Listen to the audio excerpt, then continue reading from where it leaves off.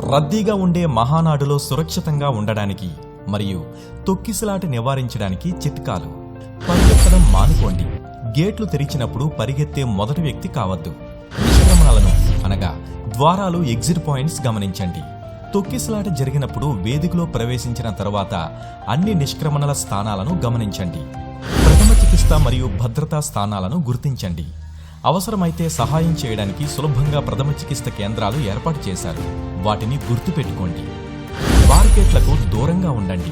ప్రధాన వేదిక దగ్గర బార్కెట్లు లేదా కంచెల దగ్గర నిలబడకండి. ఎందుకంటే ఆ ప్రాంతాల్లో జనం ఒత్తిడి పెరుగుతుంది.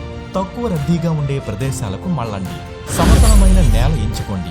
ముఖ్యంగా తడి లేదా బురదగా ఉన్న ప్రదేశాలలో జారిపోయే ప్రమాదాన్ని తగ్గించడానికి సమతలమైన నేలపై నిలబడండి. చెత్త వేయకుండా జాగ్రత్త వహించండి.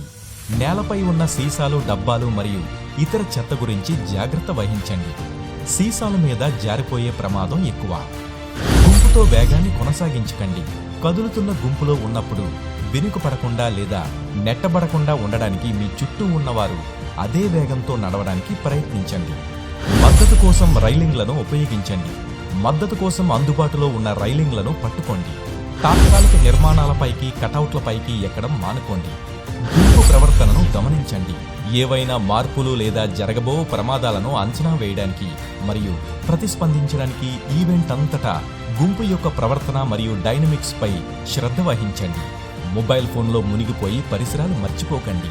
మీరు పడిపోయినట్లయితే త్వరగా లేవండి.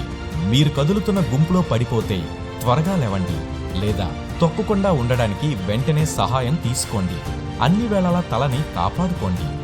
గుర్తుంచుకోండి, ఈ చిట్కాలు సాధారణ మార్గదర్శకాలు. మహానాడు నిర్వాహకులు మరియు భద్రతా సిబ్బంది అందించే నిర్దిష్ట పరిస్థితులు మరియు సూచనలకు అనుగుణంగా అప్రమత్తంగా ఉండండి. మీ పరిసరాల గురించి తెలుసుకోండి మరియు ఎల్లప్పుడూ మీ వ్యక్తిగత భద్రతకు ప్రాధాన్యత ఇవ్వండి.